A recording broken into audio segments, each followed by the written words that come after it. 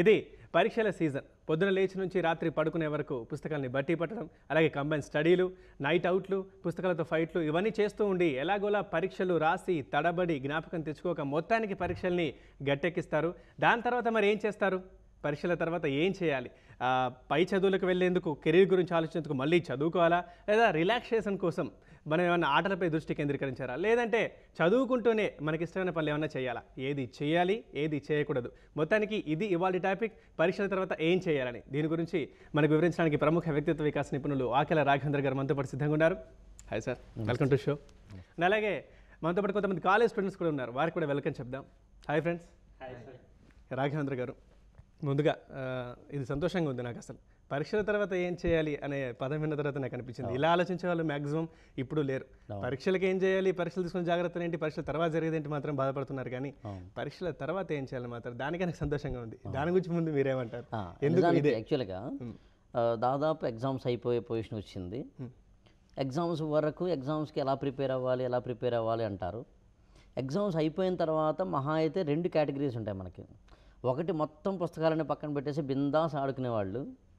లేదు, ఎగ్జామ్స్ అయిపోయిన తర్వాత కూడా మహా అయితే ఒక 1 డే 2 డేస్ లేదా 1 వీక్ మ్యాక్సిమం రిలాక్సేషన్ తీసుకుని మళ్ళీ ఆ సోడా బుడ్డి కళ్ళద్దాలు పెట్టుకుని మళ్ళీ ఏదో ఆ గడ్డం పెంచుకుని మళ్ళీ అదేదో పుస్తకం పట్టుకుని మళ్ళీ సెకండ్ ఇయర్కో లేకపోతే నెక్స్ట్ దానికో ప్రిపేర్ అయ్యేవాళ్ళు. ఈ 2 కేటగిరీలు తప్పని చెప్పడం వాటి మన ప్రోగ్రామ్ ఉద్దేశం. ఎగ్జామ్స్ అయిపోయింది, దీని తస్సది హాయిగా రిలాక్స్ అవుతాను అనుకోవడం తప్పే. At the same time exams అయిపోయిన తర్వాత మళ్ళీ నెక్స్ట్ అకాడమిక్ ఇయర్ కోసం తీవ్రంగా ఆలోచించి కంటి కింద నల్లటి గీతలు ఏర్పరచుకోవడం తప్పే. మరి ఏంటి దానికి? ఎడ్యుకేషన్ని ఎంటర్టైన్మెంట్గా తెచ్చుకుంటూ, అలాగే పర్సనాలిటీ అంటే ఎడ్యుకేషన్ తెచ్చుకుంటూ వ్యక్తిత్వ వికాసం తెచ్చుకుంటూ, వీటిని మనం నిజానికి చాలా చక్కటి అవకాశం ఏదైనా ఉంది అనుకుంటే అది నిజానికి ఎగ్జామ్స్ అయిపోయిన తర్వాత వచ్చే వెకేషన్, వేసంగి సెలవులనండి లేదు సెలవులనండి. ఇప్పుడు హాయిగా వేసంగి సెలవు అనే పదమే కొత్తగా ఏదో మనకు వినాల్సిన పరిస్థితి ఏర్పడుతుంది. దౌర్భాగ్యమైన విషయం యాక్చువల్గా. అక్కడ ఏం చేయాలి, పేరెంట్స్ ఏం చేయాలి, పిల్లలు ఏం చేయాలి, ఏం చేస్తే సమగ్రమైన, సంపూర్ణమైన, అందమైన, సమర్థమైన వ్యక్తిత్వ వికాసం ఏర్పడుతుంది, ఇవాళ మన ప్రోగ్రాంలో చూద్దాం. అంటే ఇప్పుడు ఈ పరీక్షల తర్వాత జరిగే ఆ కొద్ది రోజుల్లోనే వ్యక్తిత్వం గురించి మనకు ఒక స్పష్టమైన ఆధారం దొరుకుతుందా? దొరుకుతుంది. నిజంగా మంచి క్వశ్చన్ వేశారు. ఎందుకంటే అసలు వ్యక్తిత్వం అంటే ఏంటి? మనిషిగా నువ్వు పుట్టినందుకు నువ్వు ఎలా బిహేవ్ చెయ్యాలో, ఎలా నిన్ను నువ్వు అర్థం చేసుకుంటూ అభివృద్ధి చేసుకోవాలో తెలుసుకోవడమే వ్యక్తిత్వ వికాసం అంటే. అలాంటిది నువ్వు 10th క్లాస్ నుంచి ఇంటర్మీడియట్లోకి వెళ్తున్నావంటే నువ్వు ఒక ఫేజ్ దాటుతున్నావుగా. నువ్వు ఇంటర్ నుంచి డిగ్రీకి వెళ్తున్నావంటే ఒక ఫేజ్ దాటుతున్నావుగా. నువ్వు పోనీ బీటెక్ కంప్లీట్ చేసేసుకుని ఎంటెక్ వైపు లేకపోతే జాబ్ వైపు వెళ్తున్నావంటే ఫేజ్ దాటుతున్నావుగా. నువ్వు ఫేజ్ దాటుతున్నావు కాబట్టి నిన్ను నువ్వు అర్థం చేసుకుంటూ నీ వ్యక్తిత్వాన్ని ఇంకా బాగా అభివృద్ధి పరుచుకునేలా చేసుకుంటూ, దాన్ని కూడా మళ్ళీ చాలా సీరియస్గా చేసుకోమని చెప్పట్లేదు నేను, అదొక ప్రాసెస్. నన్ను అడిగితే ఒక పెరుగు మీద పేరుకున్న పైన తెట్టుని తింటే మేగడ అంటాం, దాన్ని తింటే ఎంత హాయిగా ఉంటుందో వ్యక్తిత్వ వికసనం కూడా అంత హాయిగా ఉంటుంది. అదేదో మహా ట్రైనింగ్ చేసేసుకుని గంటలు కానే కాదు. కాబట్టి మీరు నన్ను అడిగినట్టుగా ఈ సమ్మర్ వెకేషన్లో హాయిగా జున్ను తింటూనో, లేకపోతే కొబ్బరి ముచ్చులు తింటూనో, లేకపోతే నేను చెప్పినట్టుగా మేగడ తింటూనో నిన్ను నువ్వు మార్చుకునే ఒక క్రమాన్ని కూడా తినడం మొదలు పెడితే నీకు ఉభయతారకంగా ఉంటుంది. అంటే ఏంటి ఆ క్రమం? ఎగ్జామినేషన్స్ అయిపోయినాయి. ఎంత కాదు అనుకున్న ఎగ్జామినేషన్ స్ట్రెస్ అంత కాదు, సందేహం లేదు. అందులో ఇవాల్టి కట్ త్రోట్ కాంపిటీషన్ వరల్డ్లో మామూలు విషయం కాదు. ఎగ్జామ్స్ అయిపోయిన తర్వాత దయచేసి పిల్లలారా 3 పనులు మాత్రం చేయకండి. ఏంటవి? 1 చదువు, 2 చదువు, 3 చదువు. వద్దు, ఈ 3 పనులు చేయకండి. చదవడం వద్దంటారా? వద్దు, చదవద్దు. మళ్ళీ ఫ్రెష్గా అకాడమిక్ ఇయర్ స్టార్ట్ అయ్యి ఫ్రెషర్స్ డేకి ఉండి అక్కడ మీరు సీనియర్లు అయితే మీ జూనియర్స్ని స్వాగతం పలికే రోజు వరకు దయచేసి పుస్తకాలు ముట్టుకోకండి. కానీ మరి ఏం చేయాలంటే ఇప్పుడు చేయాల్సినవి చెప్పండి. మీరు మీ యొక్క ఈ టైంని 3 విభాగాలుగా విభజించుకోండి. మీ మొత్తం టైంని సమ్మర్ వెకేషన్ 2 నెలలు అనుకోండి, 1.5 మంత్ అనుకోండి, రోజులో ఒక 18 అవర్స్ లేదా 16 అవర్స్ అనుకోండి. 3 విభాగాలు చేసుకోండి. ఒకటి పూర్తి ఎంజాయ్మెంట్, బిందాస్ ఎంజాయ్ చేయండి. ఎంతగా ఎంజాయ్ చేయాలి అంటే అది ఆటల రూపంలో చేయండి, వినోదాల రూపంలో చేయండి. ఎవరిది వాళ్ళది కాబట్టి ఇక్కడ అన్నీ జనరలైజ్గా చెప్పడం కష్టం మనకి. సరే, ఎవరిష్టం వాడిది, ఎవరిష్టం వాళ్ళది. కానీ మీ మొత్తం టైంలో ఒక పార్ట్ని మాత్రం పూర్తిగా ఎంజాయ్ చేయండి. ఒక ఎంజాయ్మెంట్ అయిన తర్వాత మీ మొత్తం ఇంద్రియాలన్నీ కూడా, పంచేంద్రియాలన్నీ కూడా ఒక విధమైన జాగృతం కావాలి. దాన్ని మనకు అర్థం వాళ్ళు చెప్పాలంటే బ్లిస్ అనే పదం వాడతాం, ఎక్స్టసీ అనే పదం వాడతాం. అత్యంత స్థితి అంటాం దాన్ని. ఆ ఆనందాన్ని పొందండి. ఒకసారి కనుక మనసు అలాంటి ఒక ఆనందాన్ని పొందడం మొదలు పెడితే అది మీలోని హిడెన్ ఎనర్జీస్, అంతర్గతమైన శక్తిని భలే వెలికి తీస్తుంది. అది ఇంకా రెండో విభాగంగా మీరు ఏం చేస్తారంటే, మనకి కొన్ని మంచి అలవాట్లు కావాలి. మీరు ఎలాగైనా కూర్చోవచ్చు. కూర్చునేటప్పుడు కాలు మీద ఎవరైనా పెద్దవాడు వచ్చినా కాలు మీద కాలు వేసి కూర్చోవచ్చు, లేకపోతే ఇష్టం వచ్చినట్టు కూర్చోవచ్చు, మీ ఇష్టం వచ్చినట్టు ప్రవర్తించవచ్చు, తప్పేం లేదు.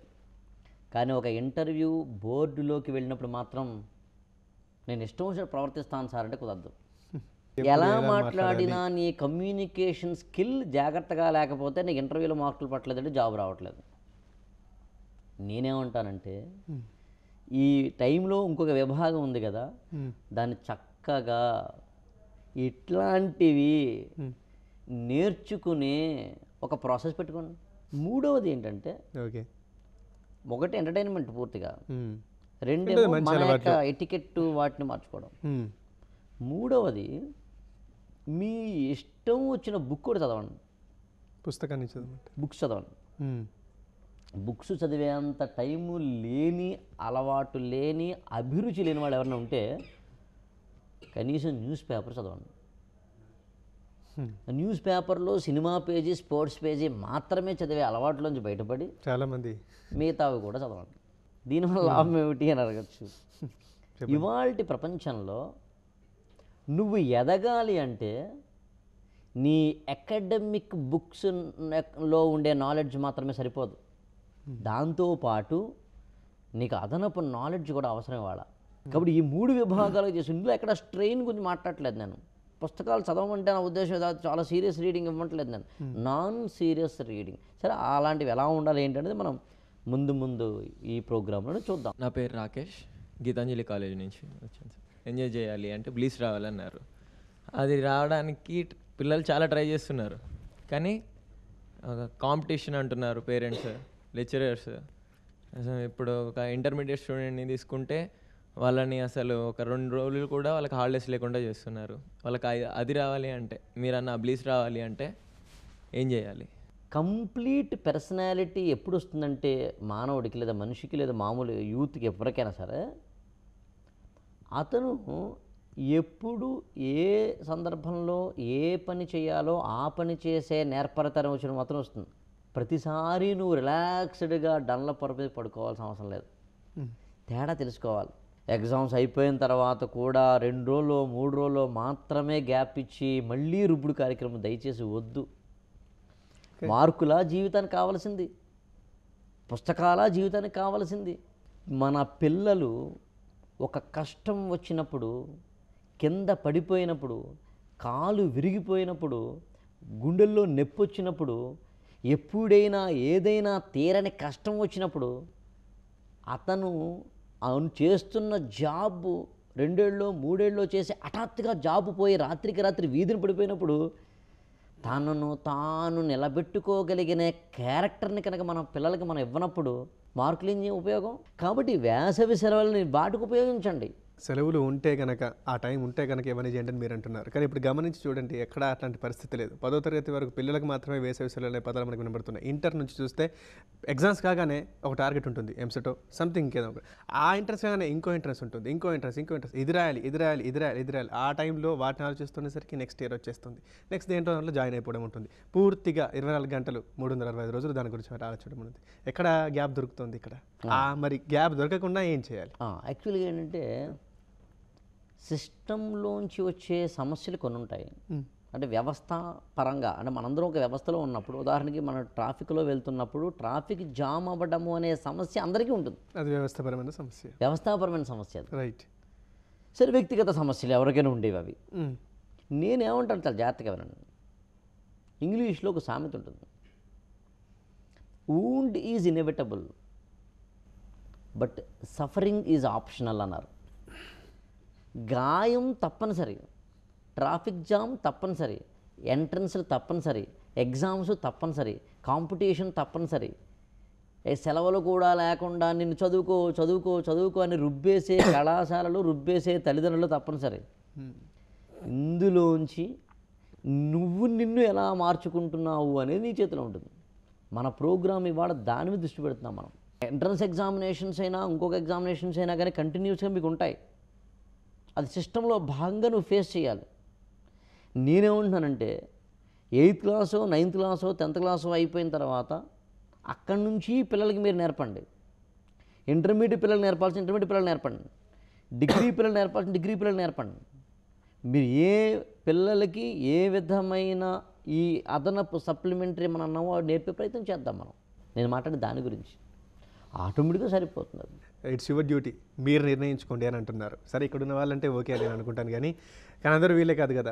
మీరు చెప్పిన దాని ప్రకారం చూస్తే వాళ్ళు నిర్ణయించుకోవాలంటే వాళ్ళ డ్యూటీ వాళ్ళు చేయాలంటే కనీసం ఒక పరిపక్వత, డిగ్రీ ఇంజనీరింగ్ లేదా పీజీ వాళ్ళైతే బెటర్ ఏమని నేను అనుకుంటున్నాను. అంతకుముందు ఈ కౌమారం ఉంటుంది, అడల్సెన్స్ అనేది ఉంటుంది. వాళ్ళకి కనీసం వాళ్ళకి ఇష్టమైన డ్రెస్సులు కూడా వేసుకోలేని పరిస్థితి వాళ్ళకు ఉంటుంది. అలాంటప్పుడు మరి ఈ వెకేషన్స్లో వాళ్ళకి అసలు నిర్ణయాలకు ఛాన్సే ఉండదు. మరి అలాంటి వాళ్ళు ఎలా మార్చుకుంటారు? మామూలుగా తెలుగులో ఒక పాటలో 2 లైన్లు ఉంటాయి. నువ్వు తినే ప్రతి ఒక్క మెతుకు ఈ సంఘం పండించింది, గర్వించే ఈ నీ బతుకు ఈ సమాజమే మలచింది. ఆ 2వ లైన్ చాలా, దాన్ని సాంఘికీకరణ, సోషలైజేషన్ అంటారండి. అసలు మీరెవరు, నేనెవరు? ఇండివిజువల్గా ఒక్కడివే నీ అంతటా నువ్వే ఎదగడం కానీ అభివృద్ధి చెందడం కానీ జరగడం ఉండదు ఇక్కడ. కాబట్టి నిర్ణయాలు ఎప్పుడూ కూడా నీ అంతటా నువ్వు తీసుకోవడం ఉండదు. నేను అందుకే చెప్తున్నాను, ఇన్పుట్స్ తల్లిదండ్రులు ఇవ్వాలి. అది ఏం చేయాలని అంటున్నాను, ఎలా ఇవ్వాలి ఇన్పుట్స్? అది అందుకు ఇందాక మనం చెప్పాం, వాళ్ళ ఎంటర్టైన్మెంట్ ఇవ్వండి, అది కూడా ఇన్పుట్. అది ఓకే. వాళ్ళకి ఎడ్యుకేషన్ ఇవ్వండి, అది కూడా ఇన్పుట్. వాళ్ళకి సజెషన్స్ ఇవ్వండి, అది కూడా ఇన్పుట్. వాళ్ళకి బిహేవియరల్ ప్యాటర్న్స్ ఇవ్వండి, ఎలా బిహేవ్ చేయాలి, ఎలా బిహేవ్ చేయకూడదు, అది కూడా ఇన్పుట్. వాళ్ళకి నాన్ సీరియస్గానైనా బుక్ రీడింగ్ హాబీ ఇవ్వండి, అది ఇన్పుట్. కాబట్టి పిల్లలకి మీరు ఇన్పుట్స్ ఇవ్వండి తల్లిదండ్రులుగా, ఇట్ ఈస్ యువర్ డ్యూటీ. వాళ్ళకి అప్పుడు ఏమవుతుందంటే, నేను మళ్ళీ చెప్తున్నాను, మీరు పలు రకాల డిషెస్ ఇవ్వండి, అన్నీ ఉంటాయి అందులో, కానీ ఎంచుకునే సామర్థ్యాన్ని, మంచిని ఎంచుకునే సామర్థ్యాన్ని పిల్లలకి ఇవ్వండి. ఓకే. మీరు అనుకుంటున్న మంచినే ఇచ్చే ఒక రుద్దుడు కార్యక్రమం పెట్టద్దు. సొసైటీకి అందరికీ మంచిదయ్యేది ఒకటి ఉంటుంది, ఆ మంచి అందరం చెబుదాం. గర్వించే ఈ నీ బతుకు ఈ సమాజమే మలచింది అంటే అర్థం. అది సార్ మీరు చెప్పారు, ఒక స్టూడెంట్ ఈ ఎగ్జామ్స్ అయిపోయిన తర్వాత ఎంజాయ్ చేయమంటున్నారు. ఎంజాయ్మెంట్ తర్వాత మరీ స్టడీస్లోకి వెళ్తాడు, అక్కడ మరి స్టడీస్ ప్రాబ్లం అవుతుంది కదా సార్ మరి చదువుకోవడానికి? మంచి క్వశ్చన్ యాక్చువల్గా. అంటే 2 నెలల పాటేమో బాగా ఎంజాయ్ చేసి మార్నింగ్ 9-9:30కి లేవడం, చక్కగా హాయిగా బ్రష్ కూడా చేసుకోకుండా టీవీ పెట్టుకోవడం, FTV ఏదో పెట్టుకుని చూడడం, చక్కగా హాయిగా పొగలు కక్కుతున్న కాఫీ తాగడం, ఇండియా టుడేనో లేదా ఇండియన్ ఎక్స్ప్రెస్సో లేకపోతే డెక్కన్ క్రానికలో లేదా హిందూవో లేదా ఇంకొకటో పేపర్ తిరగేయడం, 11:30 వరకు లోపలైతే సెల్ ఫోన్లో మెసేజ్లు చూసుకోవడం, 11:30కి బిందాస్గా హాయిగా వేడి నీళ్ళు స్నానం చేయడం, బైక్ తీసుకుని బయటికి వెళ్ళడం. అక్కడి నుంచి ఇంకా అలా ప్రోగ్రామ్ స్టార్ట్ అయ్యి మళ్ళీ రాత్రి ఎప్పుడో 12కి వచ్చి 1 గంటకి పడుకుని మళ్ళీ పొద్దున్న 9కి లేవడం. ఇలా ఒక 2 నెలల పాటు చేస్తే సార్ ఈ బాడీ మాట వినడం మానేసి ఆ బద్ధకానికి అలవాటు పడిపోయి దీంతో అసలు ఇక బొత్తిగా ఆ మరునాడు నుంచి కాలేజీ మార్నింగ్ 7కి వెళ్ళిపోవాలి, తెల్లారగట్ట 5కే లేవాలి, జరగదు కదా సార్ అని. అంతే కదా మీ క్వశ్చన్? ఎస్, కరెక్ట్ అని. నేనేమంటానంటే ఈ 2 నెలలు ఇలాగే ఎంజాయ్ చేయండి, ఈ 2 నెలలు ఇలాగే ఎంజాయ్ చేయండి. అప్పుడు ఏమవుతుందంటే మన బాడీకి ఎన్నాళ్ళు ఎంజాయ్ చేయాలనిపిస్తుందండి. చాలామందికి ఒక విషయం తెలియదు. మీకు ఎప్పుడైనా ఒక అలవాటు పోవాలి అంటే చేయాల్సిన మొదటి పని ఏంటంటే ఆ అలవాటుని ఎక్కువ చేసుకోవడం అండి. చాలామందికి ఆ విషయం తెలియదు, విసుగు వస్తుంది, ఇంకా విరక్తి వస్తుంది. ఇంకా ఎందుకు అంటే దానికి కారణం చెప్తాను మీకని. ఉదయం నుంచి రాత్రి వరకు తిరిగి తిరిగి తిరిగి తిరిగి తిరిగి ఎన్నాళ్ళు తిరుగుతాడు వాడు? అర్థమవుతా మీకండి? అలా కాకుండా మీరు దాన్ని కంట్రోల్ చేసుకోవాలి. అంటే 80% స్ట్రిక్ట్గా ఉండే సెలవుల్లో కూడా నేను ఏం పెట్టుకోవద్దు అసలు. ఇక్కడ ఇలాగే ఎంజాయ్ చేయండి. ఇంకా మరి సింపుల్ చెప్పడానికి ప్రయత్నిస్తాను. ఇక్కడ ఒక షోలో ఉన్నారు, మీరు ఎట్లా కూర్చున్నారు? మీరు డీసెంట్గా కూర్చున్నారు. ఉదాహరణకు మీరు మీ ఫ్రెండ్ మ్యారేజ్కి వెళ్ళారని కూడా ఎలా కూర్చుంటారా? ఫ్రెండ్ మ్యారేజ్కి వెళ్ళినప్పుడు కూడా ఇలాగా స్వామి వివేకానందలా పోజ్ పెట్టి కూర్చుంటారా? మనకు అర్థమని చెప్పాలంటే చింపి చాట చేస్తారు, ఇల్లు పీకి పందిరేస్తారు, చెయ్యకపోతే తప్పు. అది అలవాటు చేసేసుకుని ఇక్కడ కూడా చేయడం మొదలు పెడితే మళ్ళీ చెప్తున్నాను, మనిషికి జంతువుకి తేడా అదే. నేను అర్థమవుతుంది మీకండి? ఎక్కడ ఎప్పుడు ఎలా బిహేవ్ చేయాలో, ఎప్పుడు ఎక్కడ ఎలా ఎంజాయ్ చేయాలో, ఎలా ఎడ్యుకేట్ అవ్వాలో, ఎలా రెస్పెక్ట్ ఇవ్వాలో, ఎలా రెస్పెక్ట్ తీసుకోవాలో ఇవన్నీ నేర్చుకుందాం. రాఘేంద్ర గారు ఇంకో స్టూడెంట్ ఉన్నారు, అడుగుతారు. గుడ్ మార్నింగ్ సార్, నా పేరు మధు. నేను వాసవి కాలేజ్ నుండి వచ్చాను.